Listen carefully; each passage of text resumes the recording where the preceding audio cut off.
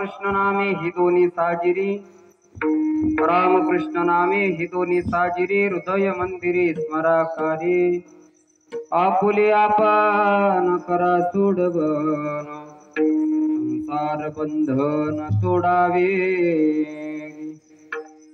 ज्ञान देवा ध्यानी राम कृष्ण माळा हृदयी कळवळा श्रीमूर्तिरया आपुले आपण करा सोडवन संसार बंधन तोडावे समचरण सरोजम ताम्र नीलांबुदागम जगननिहित पाने मंडनान सर्वदुरसिमालां गंजरं गंजनेत्रं सदैव धवलहासं विठ्ठलं चिंतयामि पांडुरंगा करो प्रथम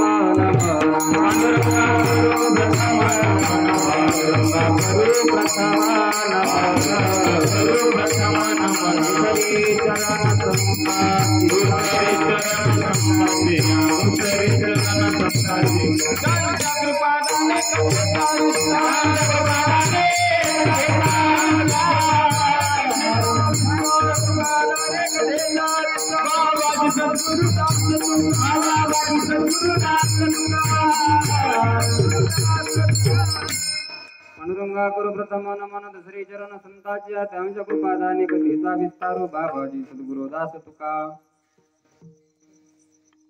अलंकापुरी रम्य सिंहासनस्थं पदांभोज तेज सुरदे प्रदेशं विरेंद्रादिदेवै सदा स्तूयमानं समाधिस्थमूर्तिं भजे ज्ञानदेवम् ओम नमो ज्ञानेश्वराय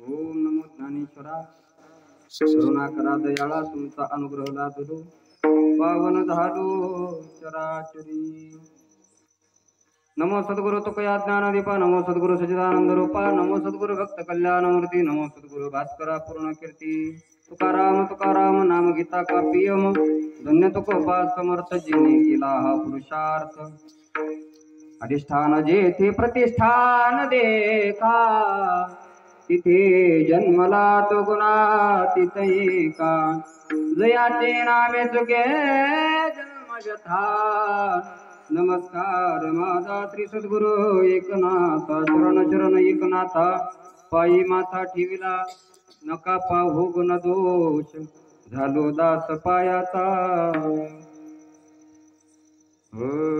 ब्रह्मानंदं परम सुखदं केवलं ज्ञानमूर्तिं द्वंद्वातीतं गगन सदृशं तत्वमस्यादिलक्ष्यम् एकं नित्यं विमलमचलं सर्वधी साक्षीभूतं भावातीतं त्रिगुणरहितं सद्गुरुं तन्नमामि वसुदेवसुतं देवं कंसचाणूरमर्दनं देवकी परमानंदम कृष्ण वंदे जगद्गुरुं दयांची केली स्मरण होय सकळ विद्येचे अधिकरण तेची वंदो श्री चरण श्री गुरुंचे ती नमस्कारुनी आता विठ्ठल विठ्ठल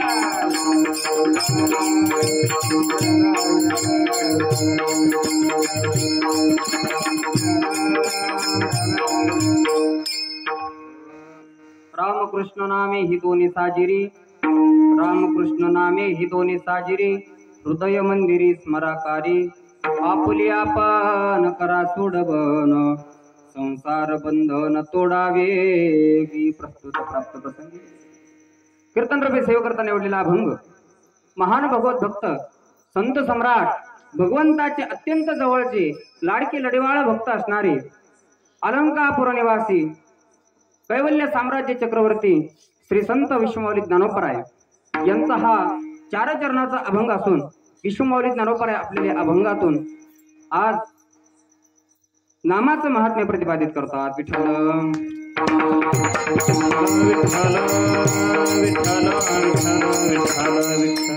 अभंगद्वारे विश्वमौली ज्ञानोपराय सांगतात, बाबा रामकृष्ण नामे ही दोन्ही साजिरी. रामकृष्ण हे दोन नाम विश्वमौली ज्ञानोपरायांनी साजिर सांगितलं. साजिर म्हणजे चांगलं, तो नामाला घेण्याकरता सोपं असं नाम सांगितलं. एक साधक गेला महाराज विश्वमौली ज्ञानोपरायांकडे आणि ज्ञानोपरायांना म्हटला, महाराज आम्हाला असं काहीतरी सांगा जेणेकरून आमचा उद्धार होईल, जेणेकरून आमचं या जगतातून आम्ही या 84 लक्ष योनीतून आम्ही मुक्त होऊ. असं काहीतरी आम्हाला एक मार्ग सांगा. मार्ग सांगा म्हटल्याच्या नंतर विश्वमौली ज्ञानोपराय सांगतात की बाबा रामकृष्ण नामे ही दोन्ही साजिरी. हे दोन नाम जर तू घेतलेस तर तुझ्या जीवाचा काय होईल? उद्धार होईल. या दोन नामाला तू काय कर, तुझ्या हृदयामध्ये स्थापन कर. हृदय मंदिरी स्मराकारी. पुढे म्हणतात बर काय होईल त्यांनी? बरं हे जे काय जन्म मरणाचा फेरा आहे, ह्या जन्म मरणाच्या फेऱ्यातून काय व्हाल? मुक्त व्हाल. म्हणून ज्ञानोपराय सांगतात आपुली आपण करा सोडवण. सोडवण करून घ्या. या 84 लक्ष योनीत आपण आलोत ना, इथं फिरून फिरून फिरून पुन्हा आपण या जीवनीमध्ये येणार आहोत. हा जो फेरा आहे, हा फेरा आपण या फेऱ्यातून आपल्याला जर का मुक्त व्हायचं असेल तर मुक्त होण्याकरता आपल्याला काय करावं लागेल? तर नाम घ्यावं लागेल. म्हणून ज्ञानोपराय सांगतात आपुली आपण करा सोडवण. त्याने काय होईल? सोडवण झाल्याच्या नंतर काय होईल? हे संसाराचं जे काय बंधन आपल्या मागे लागलेलं आहे ना, हे बंधन जे काय आहे, हे बंधन आपलं काय होईल? निघून जाईल. संसार बंधन तोडा वेगी. वेगानं जेवढं लवकर होईल तेवढं तुम्ही काय करा? त्याला तोडण्याचा प्रयत्न करा. तो साधक म्हटला, महाराज तुम्हाला याचा काय अनुभव? विश्वमौली ज्ञानोपराय सांगतात ज्ञानदेवा ध्यानी रामकृष्ण माळा. मी सुद्धा त्या भगवान परमात्म्याचं ध्यान केलं. मी सुद्धा ते नाम माझ्या स्वतःच्या अंतकरणात साठवून ठेवलं. ज्ञानदेवा ध्यानी. मी ध्यानामध्ये त्या भगवान परमात्म्याचं ध्यान केलं, ध्यानामध्ये ते नाम घेतलं. रामकृष्ण माळा. मी रामकृष्ण नावाच्या माळा जपल्या. अजून काय केलं? तर हृदय कळवळा श्रीमूर्तया. भगवान परमात्म्याविषयी मी माझ्या अंतकरणामध्ये काय केलं? कळवळा बाळगला. म्हणून आज मी महाराज उच्च लेवलला जे काही विश्वमौली ज्ञानोपराय आहेत ते गेलेले आहेत. म्हणून ज्ञानोपराय त्या साधकाला म्हणतात रामकृष्ण नामे ही दोन्ही साजिरी. हे दोन नाम तू घे, मग काय होईल? संसाराचं बंधन निघून जाईल. हा झाला अभंगाचा सरळ सरळ भावार्थ, म्हणजे आपल्या भाषा ठळक बातम्या. विठ्ठल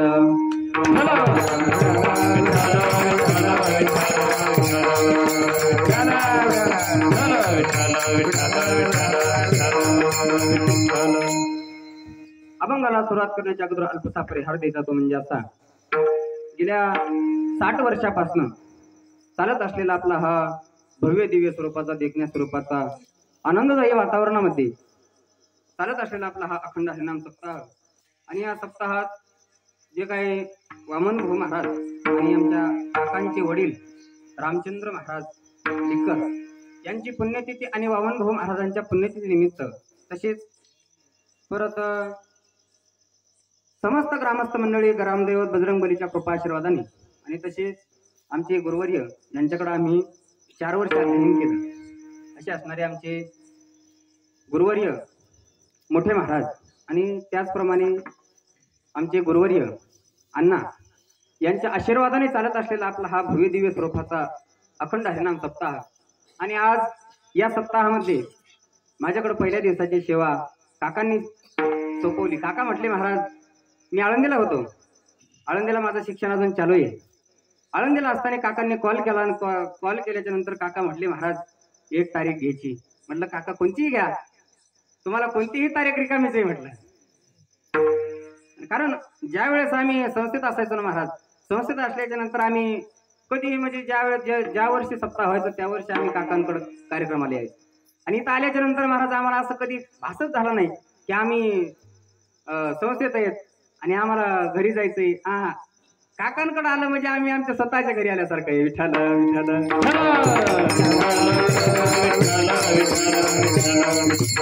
एवढा आनंदाचं वातावरण आहे महाराज.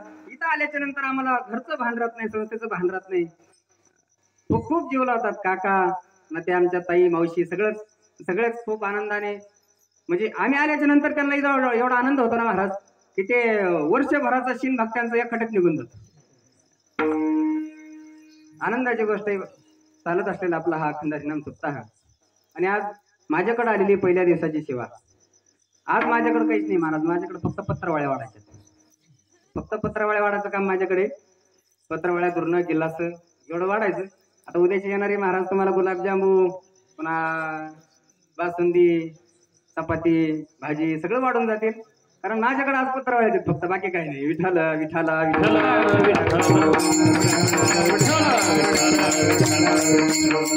अशा प्रकारे माझ्याकडे आलेली आजची पहिल्या दिवसाची सेवा. जे काय तोडकी मोडकी मला माझे श्री गुरु जशी काय बुद्धी देतील तर त्या प्रकारे मी सेवा करण्याचा प्रयत्न करणार आहे. कारण काकांसमोर कीर्तन करणं म्हणजे आमचं शिक्षण तिथं पैठणला होतं. इथं आल्याच्या नंतर काकांसमोर आमची परीक्षा असते. विठ्ठला विठ्ठला विठ्ठला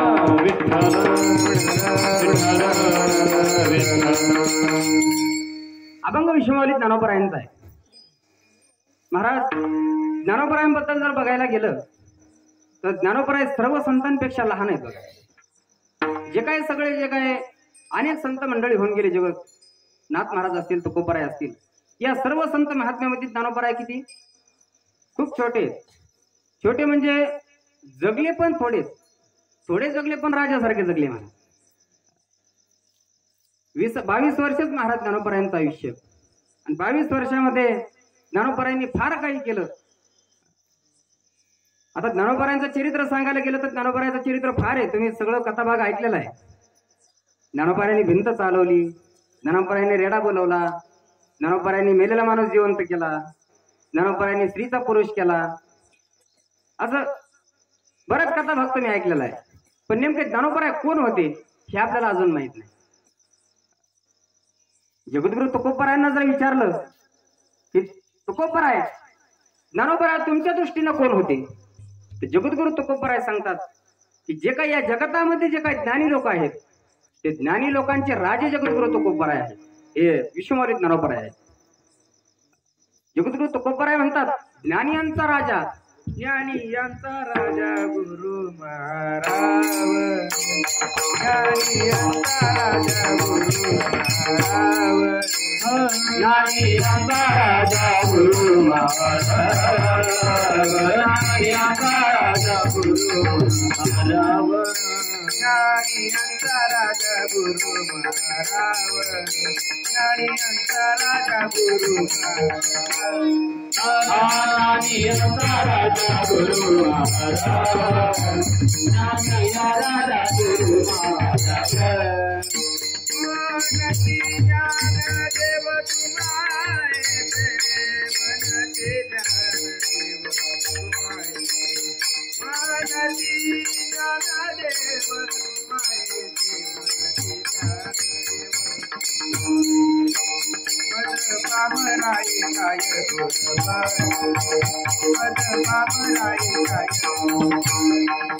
म्हणती देव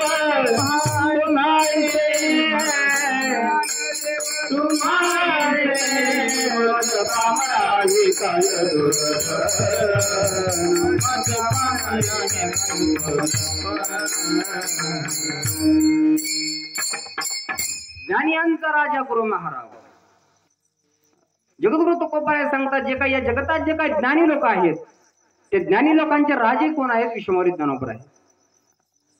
या जगतात दोन राजे होऊन गेले महाराज. एक राजा असा होऊन गेला की त्याला लोक महाराज म्हणायचे आणि एक महाराज असे होऊन गेले की त्यांना लोक राजे म्हणायचे. आमचे छत्रपती शिवाजी महाराज राजे होते पण लोक त्यांना महाराज म्हणायचे. आणि आमचे विश्वमौली ज्ञानोबर आहे महाराज होते पण लोक त्यांना काय म्हणायचे राजे म्हणायचे. आणि असे तसे राजे नाही पुन्हा. तुम्ही जर पंढरपूरला जात असताना जर पालखीवर जर नाव बघितलं तर पालखीवर नाव असतं कैवल्य साम्राज्य चक्रवर्ती. कैवल्य साम्राज्य चक्रवर्ती ही पदवी विश्वमौली ज्ञानोबर आहे. राजे म्हटलेले आहे महाराज कोणाचे ज्ञानी लोकांचे. पण ज्ञानी लोकांचे राजे जगद्गुरु तुकोबाराय म्हणतात की हे राजे आहेत मग नेमकं हे ज्ञान कुठून प्राप्त झालं विश्वमौली ज्ञानोबरायांकडे हे ज्ञान कुठून आलं बघा सांगतो. तर तुम्ही भजन करा विठ्ठल विठ्ठल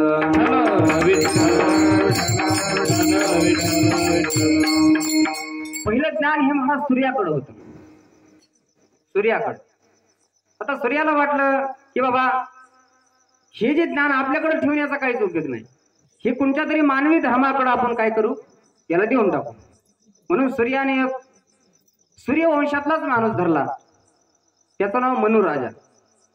मनुराजाला हे ज्ञान दिलं. आता मनुराजाला ज्ञान दिल्याच्या नंतर महाराज आता मनुराजाने विचार केला म्हणजे आता हे कुठं द्यायचं आपल्याकडं तर आलंय मग आपण कुठं द्यावा. प्रयत्न केला विचार केला बघितलं महाराज तर त्यांच्यातल्याच एक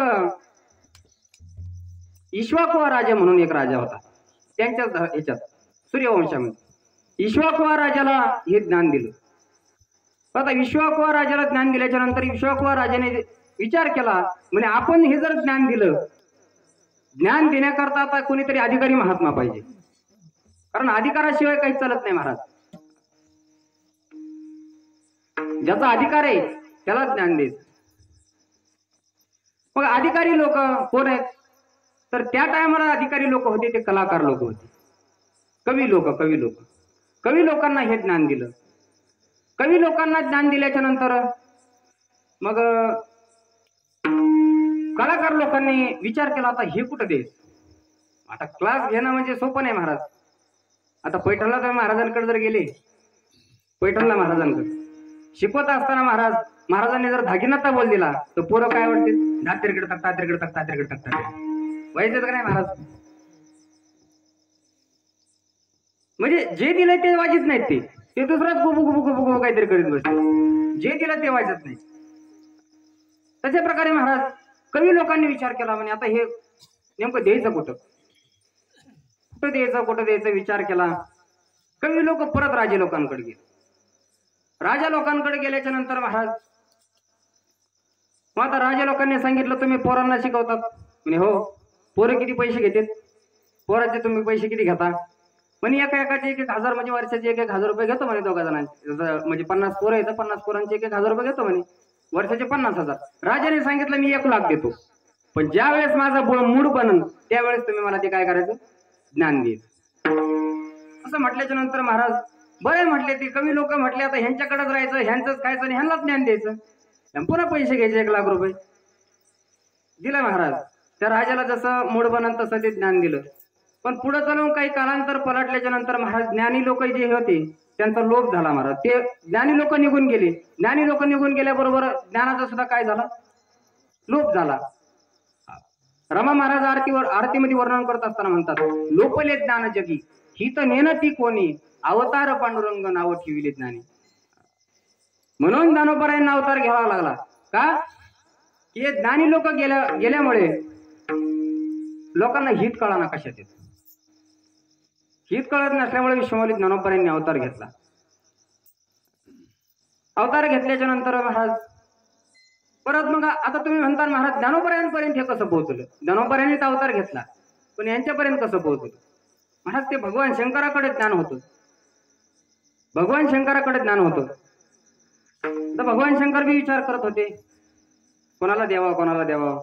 पार्वतीने हट्ट धरला, म्हणे महाराज लय तुमच्याकडे ज्ञान आहे ज्ञान आहे ज्ञान आहे म्हणतात, काहीतरी सांगा ना म्हणे, मला काहीतरी सांगा. म्हटल्याच्या नंतर महाराज आता स्त्री हट्ट बाल हट्ट हे पूर्ण करावंच लागत असते. बाल हट्ट पूर्ण करावाच लागतो आणि स्त्री हट्ट सुद्धा पूर्ण करावाच लागतो. मग भगवान शंकरांनी विचार केला, म्हणजे सांगतो पण कुठंतरी असा एकांत पाहिजे. एकांतामध्ये म्हणजे कोणी श्रवण करणार तिथं नसलं पाहिजे, तिथं जाऊ म्हणे. मग कुठे गेले? पार समुद्राच्या पलीकडे. ज्ञानोबराय ज्ञानेश्वरीत वर्णन करत असताना म्हणतात, क्षीरसिंधूचे पहिलं तिरी शक्तीचे कर्ण कुहरी सांगितले त्रिपुरारी नेनोके. आता ज्ञानोबराय म्हणतात नेमकं काय सांगितलं हे आम्हाला माहित नाही बाबा, पण काहीतरी त्या शक्तीच्या म्हणजे शक्ती म्हणजे पार्वती, पार्वतीच्या कानामध्ये काहीतरी त्या भगवान शंकराने सांगितलं.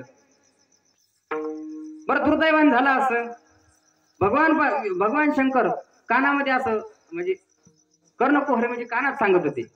कानात सांगत असताना काय झालं, अचानक पार्वतीला झोप लागली.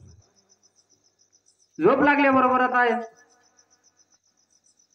पण भगवान विष्णूंनी विचार केला, म्हणे पार्वतीला तर झोप लागली, आता कसं सांगावं, काय करावं. हे ज्ञान जे सांगितलं हे व्हायला चाललंय. म्हणून भगवान परमात्म्याने काय केलं, माशाच्या पोटामध्ये जाऊन बसले.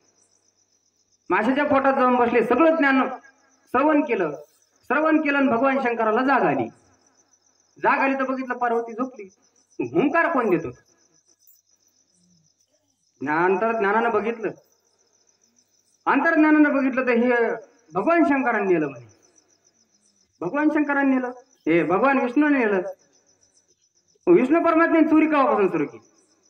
परत ध्यान लावलं आणि मग कळलं की बाबा हे ज्ञान जे आहे ते व्हायला जाऊ नये म्हणून भगवान विष्णूने नेलं.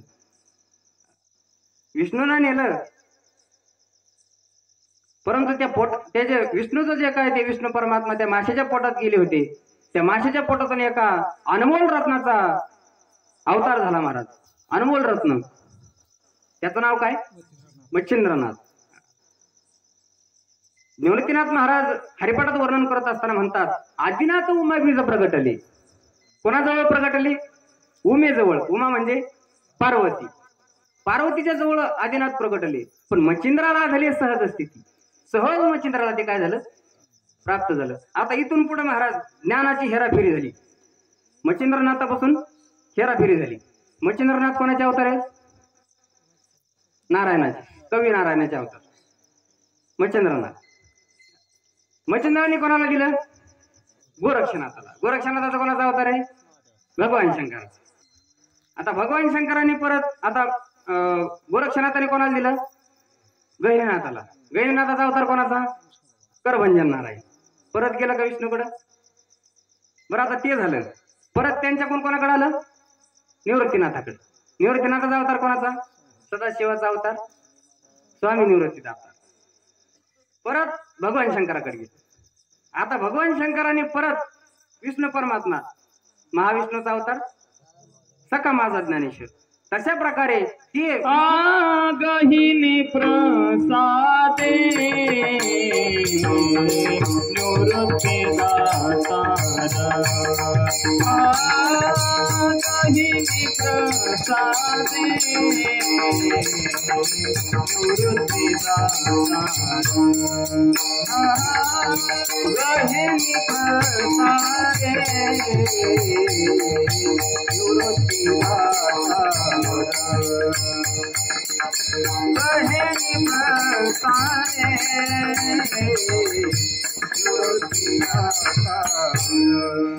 ज्ञानदेवासार जविले, ज्ञानदेवासार तो जविले, ज्ञानदेवासार तो जविले,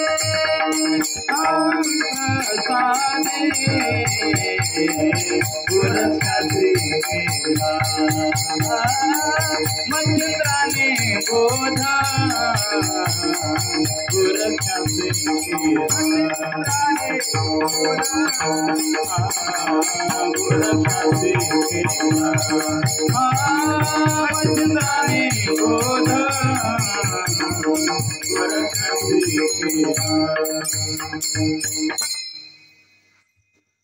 गहिनी प्रसादे निवृत्ती दातार ज्ञानदेवा सार चोजविले निवृत्तीनाथांनी भगवान विश्वमौली ज्ञानोपरायांना ते ज्ञान प्राप्त करून दिलं आणि त्या ज्ञानोपरायांपासून तुमच्या आमच्यापर्यंत ते ज्ञान प्राप्त ते ज्ञान तुम्हा मला ज्ञानोपरायांनी दिलं आणि त्यांचं जे काही त्यांच्याकडे ज्ञान आलं त्या ज्ञानामधलाच एक विश्वमौली ज्ञानोपरायांचा अभंग मी सेवेकरता निवडलेला आहे.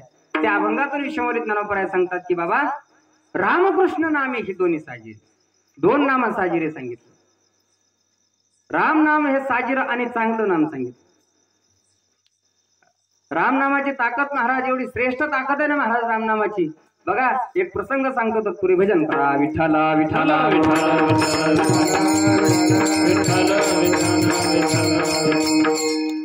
रामायणात युद्ध चालू होतं महाराज. रामाचं आणि रावणाचं युद्ध चालू होतं.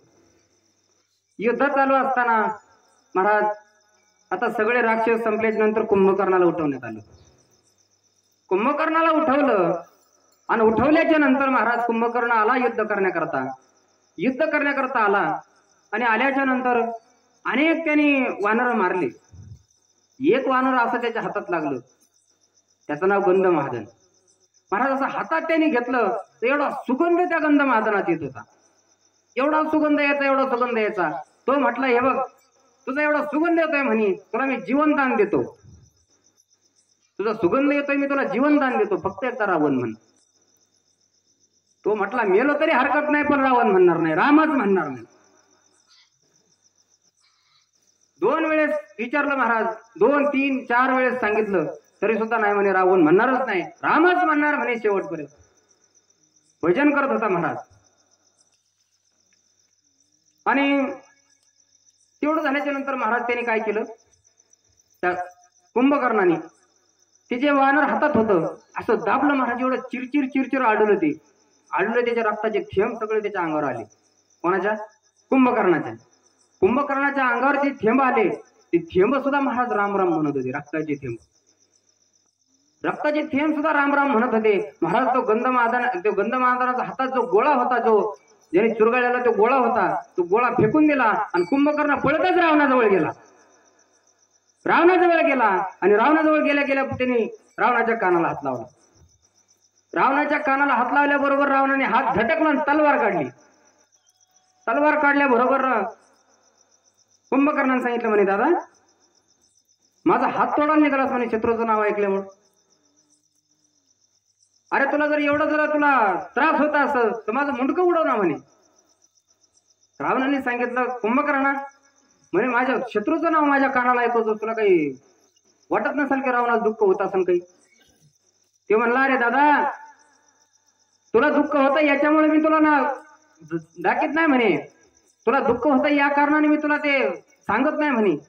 रामाच्या पक्षातले लोक त्यांचं रक्त सुद्धा राम राम म्हणतंय म्हणून तुला मी काय केलंय हात दाखवतोय म्हणे. झालं तेवढं झालं असं म्हटल्याबरोबर महाराज परत कुंभकर्ण युद्ध करण्याकरता गेला. युद्ध संपलं सगळं रावणाला मारलं आणि मारल्याच्या नंतर महाराज त्या विभीषणाला राज्याभिषेक केला आणि रामप्रभू काय गेलं निघून गेले. महाराज निघून गेल्याच्या नंतर इकडे त्या गंध महादानाची समाधी महाराज त्या विभीषणाने सोन्याची समाधी केली. त्यावेळेला एक वारकऱ्याची समाधी सोन्याची झाली महाराज. आणि पहिलं त्याच्या अगोदर एक कृष्णावतारामध्ये महाराज भगवान परमात्म्याने एका वारकरी महात्म्याला सोन्याची नगरी दिली होती. सुदामा ब्राह्मण सुदामाला सोन्याची नगरी दिली. तसं महाराज त्या विभीषणाने गंध महादानाची समाधी सोन्याची केली पण दुर्दैवाने झालं असं अनेक काळ लोटल्याबरोबर महाराज भगवान रामचंद्र तिकडं सिंहासनावर बसलेले होते. बसलेले असताना विभीषणाने पत्र लिहिलं म्हणे लंकेमध्ये आवर्षण पडले म्हणे पाण्याचा तुटवडा पडला म्हणे काहीतरी करा म्हणे. रामाला ते पत्र पाठवल्याबरोबर महाराज ते रामाने वाचल्याबरोबर सीतामाई तिथं जवळ आल्या. म्हणे काय झालं हो? म्हणे लंकेमध्ये आवर्षण पडलंय म्हणे. असं म्हटल्याबरोबर म्हणे सीताई साहेबांनी सांगितलं म्हणे लंकेचा एवढा मोठा राज आहे आणि त्या राजाला काही कळतं का नाही म्हणे. चारी बाजूला समुद्र आहे ना, एवढा मोठा समुद्र असताना सुद्धा त्याला पाण्याची आवश्यकता पडते. रामप्रभूने सांगितलं म्हणे अगं सीते मग समुद्र आहे पण तो कसा आहे? खारा आहे. खारा असल्यामुळे त्याचं पाणी प्यायला जमत नाही. गोड पाणीच भेटना महाराज विभीषणाला. रामप्रभूच्या लक्षात आलं. रामप्रभूच्या लक्षात आल्याच्या नंतर रामप्रभूने पत्र लिहिलं. त्या सेवकाजवळ सांगितलं म्हणे लंकेत काही एखादा उत्सव काही झाला का म्हणे. त्या सेवकाने सांगितलं म्हणे महाराज काहीच नाही झालं. आणि रामप्रभूंनी येतानाच सांगितलं होतं की हे जे काही वारकरी यांच्या समाध्या आहेत यांच्या समाध्याचं काय करायचं, तू पुण्यतिथी साजरी करायची त्यांच्यावर. जसे काका आज झालं 60 वर्षापासून त्यांच्या वडिलांची पुण्यतिथी साजरी करतायत. तशा प्रकारे त्या भगवान रामचंद्राने सांगितलं म्हणे तुम्ही काय करा वापस जा म्हणे.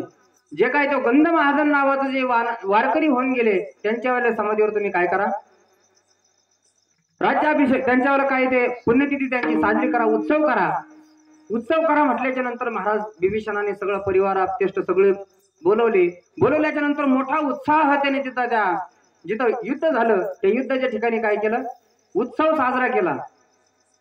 महाराज उत्सव साजरा केल्याबरोबर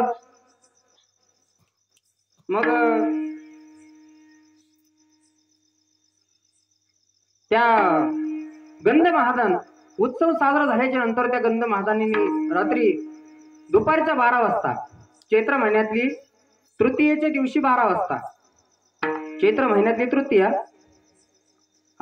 12 वाजता बरोबर 12 वाजता त्या गंध महादानीने भगवान परमात्म्याची प्रार्थना करायला सुरुवात केली. हे भगवंता म्हणे अरे ज्या लंकेमध्ये कशाचीच कमी नाही त्या राजाने माझी आज पुण्यतिथी साजरी केली म्हणे. कशाचीच कमी नाही म्हणे तिथं. आणि त्या राजाला आज पाण्याचा तुटवडा आहे, गोड पाणी भेटत नाही. आम्हाला वारकरी कोण म्हणेल म्हणे. अरे म्हणे देवा स्वार्थात पडलो नाही म्हणे. एक वेळेस जर रावण म्हटलो असतो तर त्यांनी लंकेचा 3रा भाग माझ्या नावाचा केला असता. पण नाही पडलो, स्वार्थात पडलो नाही देवा. तुझं नामस्मरण करत करत देह सोडला. जोपर्यंत तो हाडामासाचा गोळा वल्ला होता, जोपर्यंत ते अंगावरचं रक्त जे काय वल्ल होतं तोपर्यंत मी तुझं नामस्मरण केलं. आणि आज त्या राजाला प्यायला पाणी नाही.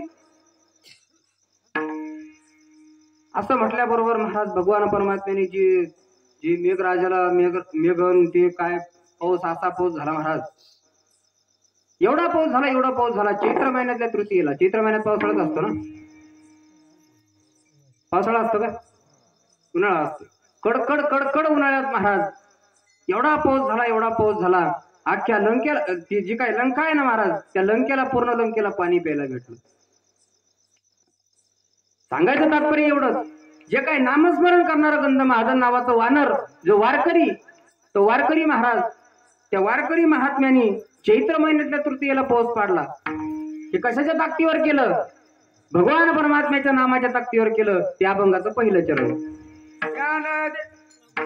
रामकृष्ण नामे दोन्ही साजे, रामकृष्ण नामे दोन्ही साजे, रामकृष्ण नामे हे दोन्ही साजे रे, रामकृष्ण नामे हे दोन्ही साजे रे, रामकृष्ण नामे हे दोन्ही साजे, रामकृष्ण नामे हा रामकृष्ण नामे हे दोन्ही साजे रे, रामकृष्ण नामे हे दोन्ही साजे रे, हृदय मंदिरे स्मराकारे, हृदय मंदिरे स्मराकारे, आपुलिया पर करा सोडवा, आपुलिया पर करा सोडवा, हृदय मंदिरी स्मरकारी हृदय मंदिरी स्मरकारी आपुनी आपण करा आपुनी आपण करा कृष्ण मेहरबानी सागरी हृदय मंदिरी स्मरकारी हृदय मंदिरी स्मरकारी हृदय मंदिरी स्मरकारी रामकृष्ण नाम ही दोन्ही साजिरी हृदय मंदिरी स्मरकारी हृदय मंदिरी स्मरकारी हृदय मंदिरी स्मरकारी रामकृष्ण नामे ही दोन्ही साजिरी हृदय मंदिर स्मरकारे. महाराज हे जे काय नाम आहे ना, हे नामाचे अत्यंत एवढा महिमा आहे या नामाचा महाराज, की हे नाम एवढं श्रेष्ठ आहे. किती जरी घेतलं महाराज, कोणतंही नाम घ्या तुम्ही, रामकृष्ण हेच नाही, अनेक नाव आहेत महाराज. राम नामाने तर उद्धार होतोच माणसाचा, पण कृष्ण नामाने सुद्धा उद्धार होतो महाराज. बघा एक वेळेस कौरवांचं युद्ध चालू होतं महाराज. कौरवांचं युद्ध चालत असताना महाराज त्या कौरवांनी चक्रव्यूह रचलं. चक्रव्यूह रचलं. आता अर्जुन युद्ध खेळत खेळत खेळत खेळत बरेच लांब गेले महाराज. चक्रव्यूह रचल्याबरोबर त्या अर्जुनाचा जो काही मुलगा होता अभिमन्यू नावाचा मुलगा महाराज, अभिमन्यू नावाचा मुलगा, तो जे काही त्यांनी चक्रव्यूह रचलं होतं त्याचे 6 भाग त्यांनी छेदन केले होते. कोणी? अभिमन्यूने 6 भाग छेदन केले, पण 7वा भाग छेदन करणार तेवढे त्याच्या हातात शस्त्रच राहिलं नाही. हातात शस्त्र राहिलं नाही महाराज. दुर्योधनाने आणि जयद्रथाने त्याला काय केलं? घेरलं. घेरल्याबरोबर महाराज तलवार घेतली. कुणी? जयद्रथाने तलवार घेतली आणि तो जो काय 7व्या भागामध्ये जयद्रथ होता, त्या जयद्रथाने काय केलं? अभिमन्यूचा वध केला. अभिमन्यूचा वध केल्याबरोबर इकडे अर्जुनाला ती खबर पोहोचली. अर्जुनाचा मुलगा होता तो अभिमन्यू. महाराज खबर पोहोचल्याबरोबर अर्जुनाला खबर पोहोचली तेवढ्यात अर्जुनाचा संसन तापला. भगवान परमात्मा समोरच होते त्याच्या बसलेले, सारथे पण करत होते महाराज भगवान परमात्मा अर्जुनाची. असा संसन अर्जुन तापला. अर्जुन म्हटला, उद्याचा सूर्य उगून मावळूस तर, उद्याचा सूर्य उगून मावळेपर्यंत जर मी त्या जयद्रथाचा वध जर नाही केला तर मी स्वतःचा आत्मदहन करून घेईन. आत्मदहन करून घेईन असं म्हटल्याच्या नंतर महाराज आता भगवान परमात्म्याला चिंता पडली. दुसरा दिवस उगला. दुसरा दिवस उगल्याबरोबर महाराज युद्ध सुरू झालं दुसऱ्या दिवशी परत. पण इकडं कौरवांनी त्यांच्यावाली जे काय ते चक्रव्यूह होतं ते जयद्रथाला त्यांनी काय केलं? लपून ठेवलं महाराज. ते बाहेरच काढणार, त्याला लपून ठेवलं. दुर्योधनाने सांगितलं म्हणे तू बाहेर निघायचं नाही म्हणे आता. असं म्हटल्याबरोबर महाराज जयद्रथ आणि सापडलाच नाही अर्जुन. 2चा टाइम झाला, 3चा झाला, 4 वाजत आले तरी सुद्धा सापडत नाही महाराज. जयद्रथच सापडना महाराज. त्या अर्जुनाने स्वतःची चिता तयार केली आणि त्याच्यावर जाणार महाराज. भगवान परमात्म्याने ही माया ओळखली. ओळखल्याबरोबर महाराज भगवान परमात्म्याने सुदर्शन चक्र सोडलं आणि सूर्याला अडवू लावलं महाराज. अर्जुनाने त्या जी काय चिता होती त्या चितेला आग लावली आणि अर्जुन चढणार तेवढ्यात महाराज सगळी कौरव सेना, जयद्रथ, पुन्हा दुर्योधन सगळे महाराज त्या अर्जुनाजवळ आले मजा बघायला. हे आता जाणार, हे आता मरणार असं म्हटल्याबरोबर महाराज मग काय अर्जुनाची चिता पेटली. अर्जुन तेवढ्यात चढणार तेवढ्यात भगवान परमात्म्याने आपलं सुदर्शन चक्र बाजूला केलं. म्हणे अर्जुनाला सांगितलं, अर्जुना हे बघ म्हणे अजून सूर्य उगलेला आहे आणि तुझा काय तो शत्रू तुझ्या समोर उभा आहे म्हणे. उचल म्हणे गांडीव धनुष्य आणि मार म्हणे त्याला. अर्जुनाने गांडीव धनुष्य उचललं आणि मारणार तेवढ्यात भगवान परमात्म्याने परत खून केली. म्हणे सांगितलं याला जर तू मारलं, याचं मुंडकं जर इथं पडलं तर तुझं मुंडकं उडल म्हणे. याचं मुंडकं असं ठिकाणी जाऊन द्यायचं म्हणे. त्याचा बाप तिकडं त्या गुहेमध्ये तपश्चर्या करत बसलेला म्हणे. हे मुंडकं त्याच्यापाशी जाऊन पडलं पाहिजे. बाण लावला महाराज अर्जुनाने. बाण सोडल्याबरोबर ते मुंडकं घेऊन महाराज त्याच्या बापापाशी, त्याच्यात मांडीवर ते मुंडकं पडलं. मांडीवर मुंडकं पडल्याबरोबर त्याच्या बापाचाही वध झाला आणि त्याचाही वध झाला. सांगायचं तात्पर्य एवढंच की महाराज ज्याच्या मागे भगवान परमात्मा आहे, भगवान परमात्मा अर्जुनाच्या मागे होता. सगळं सारथ्य करायला भगवान परमात्मा मागे होता. का? काय कारण आहे भगवान परमात्म्याला काम करण्यात? कारण अर्जुन हा त्याच्या स्वतःच्या रोमानं सुद्धा भगवान परमात्म्याचं नामस्मरण करत होता. कृष्ण कृष्ण कृष्ण. त्याचा अर्जुनाचा रोम सुद्धा कृष्ण कृष्ण म्हणत होता. कृष्ण नावाने सुद्धा माणसाचा उद्धार होतो. म्हणून विश्वमौली ज्ञानोबराय आज अभंगात सांगतात, रामकृष्ण नामे ही दोन्ही साजिरी. रामकृष्ण नामे ही दोन्ही साजिरी. रामकृष्ण नामे ही दोन्ही साजिरी. हृदय मंदिरे स्मरणारे. हृदय मंदिरे रामकृष्ण नामे ही दोन्ही साजिरी. रामकृष्ण नामे ही दोन्ही साजिरी.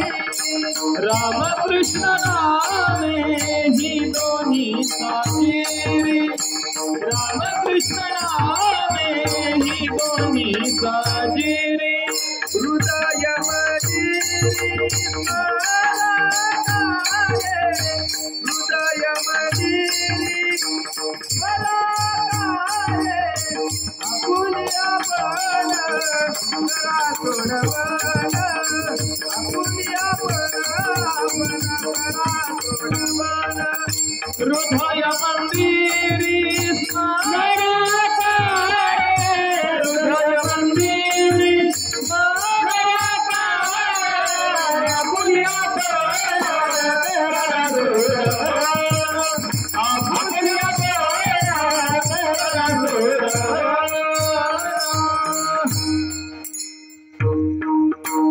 रामकृष्ण नाम एवढं साजिरे महाराज, एवढं चांगलं, एवढं श्रेष्ठ नाम ते आहे. कोणतंही घ्या तुम्ही आणि कसंही घ्या, कसं जरी नाम घेतलं तरी सुद्धा ते काय होतं? भगवान परमात्म्यापर्यंत पोहोचत. कसंही घ्या. बघा महाराज, एक वेळेस शहरात आपल्या त्या सासूबाईने आपली मुलगी काय केली? शहरात दिली. शहरात दिल्याने काही कालांतराने तिला दिवाळीला बोलवून घेतलं. दिवाळीला बोलवून घेतलं आणि बोलवून घेतल्याबरोबर महाराज ते आता गावाकडे दिवाळीला दिवे लावतेत, पण त्या लावतेत, सगळं लावतेत ना, लावतेत. महाराजांना ते जावई गावाकडे आलेला होता. त्याच्या मेवण्याला विचारलं, म्हणे आता हे जे दिवे लावले ते कशाचे आहेत? म्हणे ते कशासाठी असतात? म्हणजे कोण नेमकं कमून दिवे लावतेत? ते म्हणे त्याचा मेवना मी चांगला हुशार होता. ते म्हणे हे सूर्याचे पिल्लेत. म्हणे सूर्याचे पिल्लेत. म्हणे हे पिल्लेत म्हटल्याबरोबर तो म्हटला, अरे शहरात आपल्याला पिल्लेच भेटत नाहीत. म्हणे कुठंच भेटत नाहीत. म्हणे हे आपण काय करू? शहरात घेऊन जाऊ, त्यामुळे आपण कुठेतरी याला लपवून ठेवू. म्हणे त्याने संडाच्या डबक्यामध्ये ते दिवा ठेवला आणि गेला असा बाहेर देशाला गेला. आणि त्यांनी काय केलं, आता त्याच्या सासऱ्याचीच वळई मांडलेली होती. म्हणजे वळई म्हणजे आपली गवताची पेंडी, हे कडबाची गंजीच्या खाली त्याने काय केलं, ते सूर्याचं पिल्लू लपवून ठेवलं. आता सूर्याच्या पिल्लाने किती चमत्कार केला असेल बरं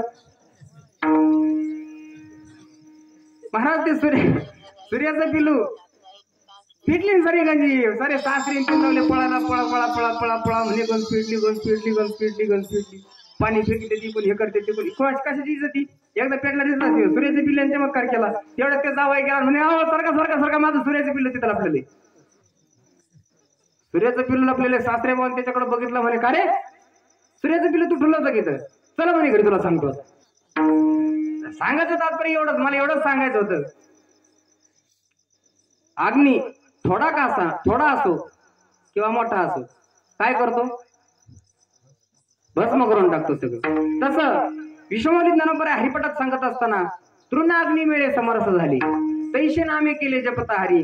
तसं ज्ञानोबराय सांगतात की बाबा, तुम्ही नाम कसंही घ्या, कोणतंही घ्या, ते भगवंताला काय होतं? प्राप्त होतं. म्हणून ज्ञानोबराय म्हणतात, रामकृष्ण नामे ही दोन्ही साजिरी. तुम्ही काय करा? त्याला हृदयामध्ये स्थापन करा. हृदयामध्ये स्थापन करा. असं म्हटल्याबरोबर महाराज, पर याने काय होईल? तर जे काही आपलं संसाराचं जे बंधन आहे, जे आपल्या संसारात जे काही आपल्याला या 84 लक्ष योनीमध्ये फिरावं लागतं, ते 84 लक्ष योनी फिरून आपल्याला परत इथं यावं लागतं. याच्यातून सुटका करून घेण्याकरता महाराज तुम्ही काय करा? आपने आपण करा सोडवना कुणी आपण करा सोडवना कुणी आपण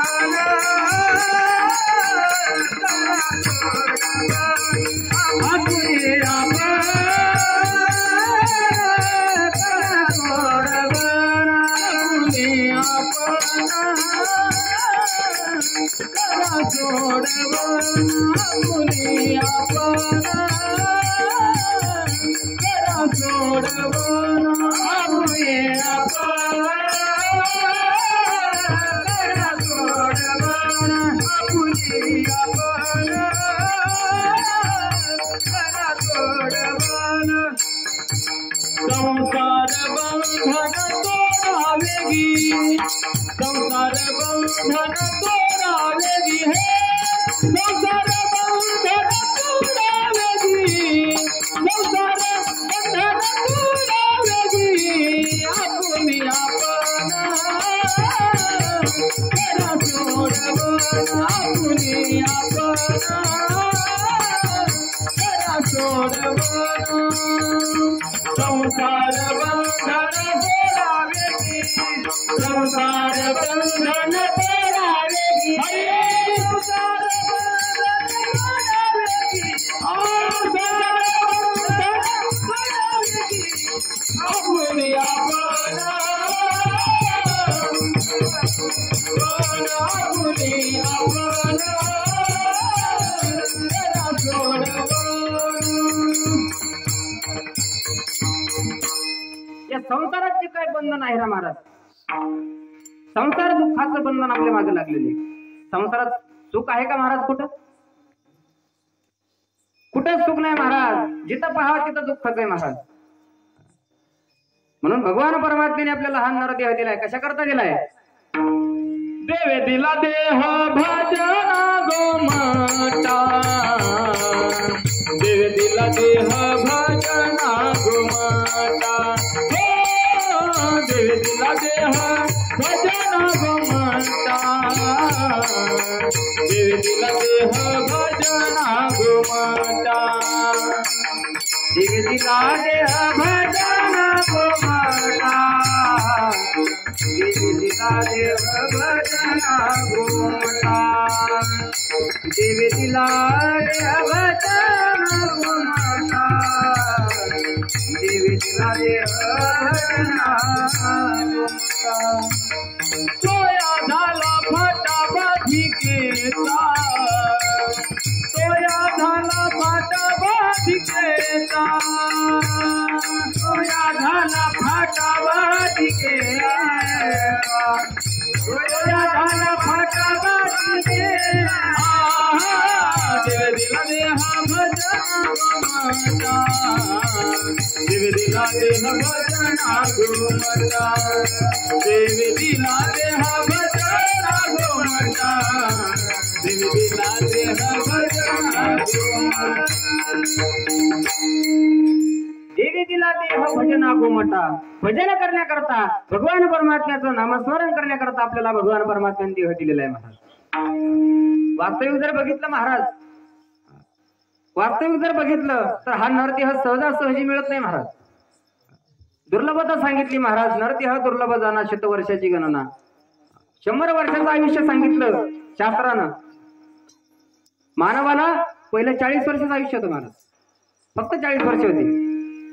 आणि पुढचं जे काय 60 वर्ष आयुष्य आहे ते उष्ण घेतलेलं आहे आपण. एक वेळेस गाढव, बैल आणि कुत्रा ही 3 जण भगवान परमात्म्याकडे गेले महाराज. आणि भगवान परमात्म्याकडे गेल्याच्या नंतर महाराज तिथं काय भगवान परमात्म्याजवळ मीटिंग जमली.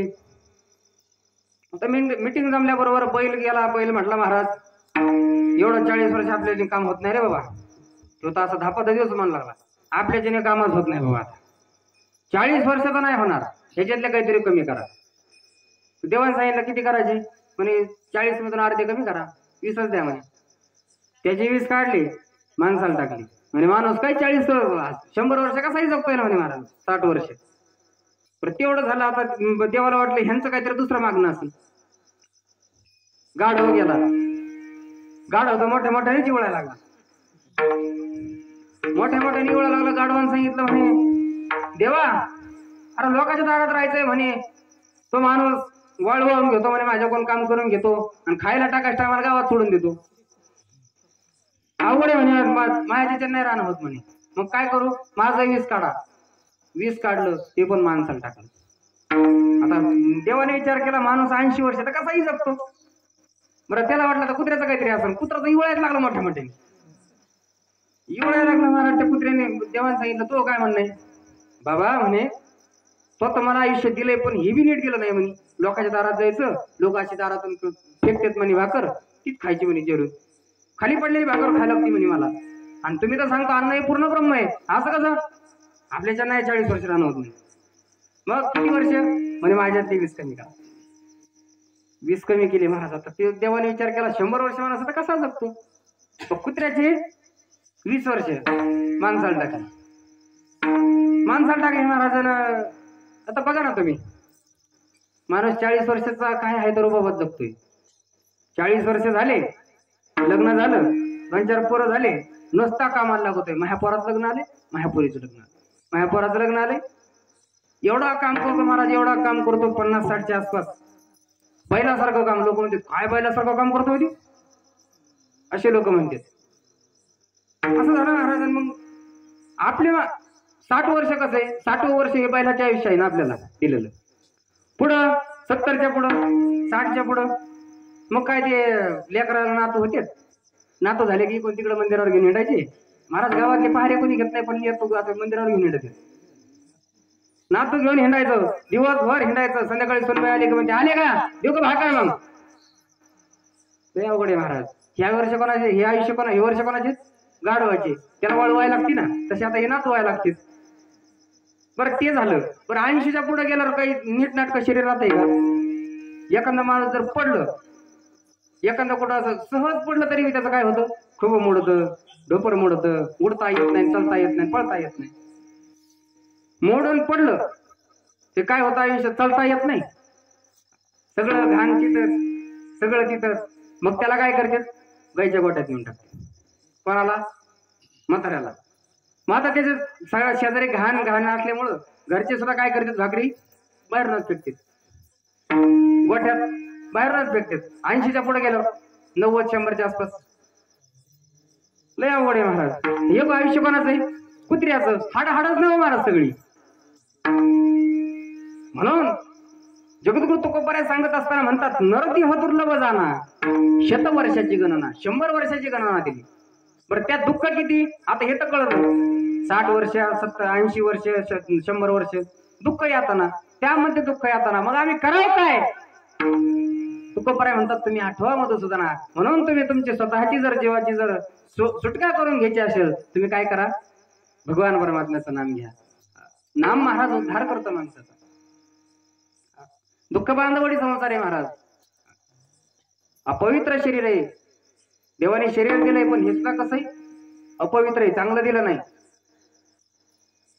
एक संत महात्मे महाराज भगवान परमात्म्याचं वर्णन करत असताना ते गवळण लिहिली होती. देवा तुझी घोंगडी चांगली आम्हाशी काठी तरी वांगोली रे. म्हणजे याच्यातून भगवान त्या संत महात्म्यांना सांगायचं की बाबा देवा तुझं शरीर चांगलं आहे मग आम्हाला वांगलं का दिलं. खूप अवघड आहे महाराज. एक गुरु आणि एक शिष्य अशी बसले होते. बसलेले असताना महाराज त्या शिष्याने काय केलं आता इतकं दिसायला देखणं एवढं सुंदर एवढं भारी म्हणजे असं ते जर पान खाल्लं तर असं बाहेरून दिसायला एवढं सुंदर होतं दिसायला लय भारी. आता ते गुरुजी पाशी बसलं. गुरुजी पाशी बसलं गुरुजीला म्हणे गुरुजी या जगात काय एवढं चांगलं आहे म्हणे असं पवित्र कोणतं हे म्हणे. असं त्याला वाटलं आता हे एवढं भारी म्हटल्याच्या नंतर मलाच म्हणते मी लय चांगला आहे. गुरुजी एखादी अशी वस्तू सांगा म्हणे जी चांगली वस्तू आहे म्हणे. गुरुजी म्हणले अरे पवित्र वस्तू कोणती सांगा म्हणे. गुरुजी म्हटले बाबा पवित्र वस्तू नको विचारू म्हणे मला तू अपवित्र वस्तू कोणती सांग म्हणे. अशी माझ्याकडे अपवित्र वस्तू घेऊन ये म्हणे मग मी त्याचा सापक्ष करून त्याला पवित्र वस्तू सांगतो म्हणे कोणती. तर आज बाहेर गेला. बाहेर गेल्याबरोबर त्याला डुकराची विष्ठा दिसली नालीत. घ्यायला गेला नाही म्हणे आपल्याला नाही घे सोडून दे. बरं ती काही एवढी त्याला काही घाण वाटली नाही, पण पुढे गेल्याच्या नंतर गाढवाची दिसली. गाढवाची बघितली त्याला पण काही वाटलं नाही. पुढे गेल्याच्या नंतर माणसाची दिसली, त्याला एवढी घाण वाटली, ती एवढी घाण वाटली, उचलायला गेला. तेवढ्यात गुरु आपले अंतर्ज्ञानी होते. अंतर्ज्ञानातून गुरुजी बोलले म्हणे, का रे काय घेतोस म्हणे. अरे 5 मिनिटं तुझा सहवास घडला म्हणे, मला 1 रात्रभर तुझा सहवास घडला तर माझी एवढी वाईट परिस्थिती झाली म्हणे. तुझ्याकडे त्या तुमच्यासारख्या माणसाकडे यायच्या अगोदर मी काचत होतो म्हणे. मालक माझ्या अंगावर माशी पण बसून देत नव्हता. तुमचा 1 मिनिटात सहवास घडला तर माझी एवढी परिस्थिती झाली म्हणे. एवढं पवित्र शरीर आहे महाराज. भगवान परमात्म्याने आपल्याला दिलंय, त्यातच काय आहे तर महाराज गोड म्हणून घ्यायचं. म्हणून जे काय आहे भगवान परमात्म्याचं नामस्मरण करत राहायचं. विश्वमोनी ज्ञानोबांनी सांगितलं, रामकृष्ण नामे ही दोन्ही साजिरी, हृदय मंदिर स्मारकारी. तुम्हाला जर आपली स्वतःची सोडवण करून घ्यायची असेल, संसार दुःखातून जर मुक्त व्हायचं असेल तर तुम्ही काय करा, नामस्मरण करा. विश्वमोनी ज्ञानोबाने म्हटले, मी पण ते धारण केलं. अभंगाचं 3रं चरण. ज्ञानदेवा झाली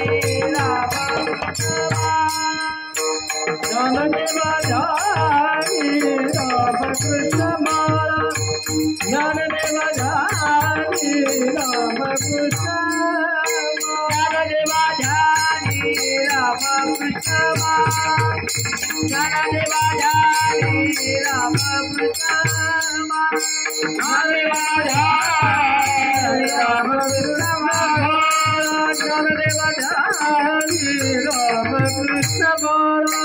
हृदयी जीवा आपुलिया मन करा तोडवान, आपुलिया मन करा तोडवान. हृदयी जीवाला त्रिमूर्ती, हृदयी जीवाला त्रिमूर्ती. आपुलिया मन करा तोडवान, आपुलिया मन करा तोडवान. ज्ञानोबराय म्हणतात, ज्ञानदेवा ध्यानी रामकृष्ण माळा. आम्ही सुद्धा त्या भगवान परमात्म्याचं ध्यान केलं. आम्ही सुद्धा त्या भगवान परमात्म्याचं त्या जे काही माळा आहेत त्या नामाच्या माळा आम्ही जपल्या आणि भगवान परमात्म्याविषयी अंतकरणामध्ये कळवळा बाळगला महाराज. अशा प्रकारे विश्वमोनी ज्ञानोबरायांनी सांगितलं की बाबा तुम्ही काय करा, नामस्मरण करा.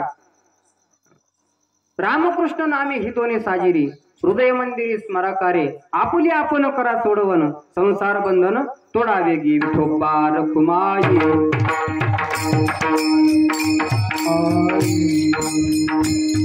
विठोबा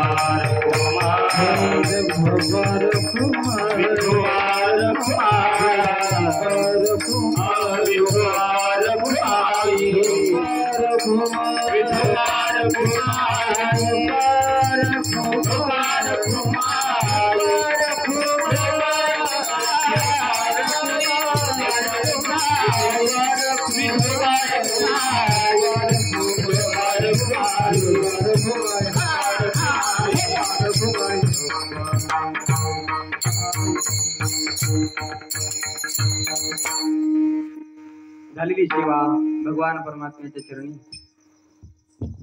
आणि विश्वमौली ज्ञानोबरायांच्या माझ्या श्रीगुरूंच्या चरणी मला माझ्या श्रीगुरूंनी जशी बुद्धी दिली त्याप्रमाणे मी कीर्तन करण्याचा प्रयत्न केला, माझी सेवा करण्याचा प्रयत्न केला. महाराज मी काही म्हणजे कीर्तन करण्याचा एवढा मोठा अधिकारी नाही, कारण काका समोर कीर्तन करणं म्हणजे ते म्हणतात ना करोनी सायास शिकविती, तशा प्रकारे महाराज तिथं शिकायचं आणि परीक्षा इथं द्यायच्या. बाहेर कीर्तन असं दणकून करता येतं पण इथं दडपून येतं महाराज. बाहेर कीर्तन आम्ही महाराष्ट्रभर फिरतो महाराज कीर्तन करीत, पण इथं आलं की असं दडपून येतं महाराज. तरी काका म्हणते अरे तुम्ही खेळीमेळी कीर्तन करीत जा, माझा काही दाब तुम्हाला काही नाही, पण काकांसमोर कीर्तन करायचं म्हणजे आमचे काका म्हणजे आमचे श्रीगुरूच, आमचे मोठे बाबा. आम्ही आमच्या मोठ्या बाबांनाच म्हणजे काकांमध्ये बघतो. त्यांना खूप अधिकाराने श्रेष्ठ आहेत महाराज काका, खूप अभ्यास आहे त्यांचा. काकांनी मला फोन लावला आणि सेवा करण्याची सांगितली. म्हटलं काका तुमच्यासाठी कोणतीही तारीख रिकामी आहे म्हटलं. माझ्या बुद्धीला झेपलं तसे मी सेवा करण्याचा प्रयत्न केला. मला जसे माझे श्रीगुरु माझे मोठे बाबा नवले बाबा यांनी मला जशी सेवा करण्याची बुद्धी दिली आणि आमच्या काकांनी जशी बुद्धी दिली त्या प्रकारे मी सेवा करण्याचा प्रयत्न केला. आणि आमचे मोठे महाराज सांगायचे म्हणे बाबा कुठेही जा तुला कशाचीच कमी पडणार नाही म्हणे महाराज. आणि आज खरं कशाचीच कमी नाही महाराज. म्हणून झालेली सेवा माझ्या श्रीगुरूंच्या चरणी विश्वमारी ज्ञानोबरायांच्या चरणी सेवा संपन्न करून न्यूनते पुरते अधिकते सरते करून घ्यावे तुम ते विनवितो असे पायाच्या प्रसादे काय हे बोलिलो विनोदे मज क्षमा करणे संती नो हे हा उपदेश तुमचे बडी बडी लोशेष तुमच्या कृपेचे पोसणे जन्मोजन्मी तुका म्हणे ज्ञानेश्वर माऊली ज्ञानेश्वर माऊली ज्ञानेश्वर माऊली ज्ञानेश्वर माऊली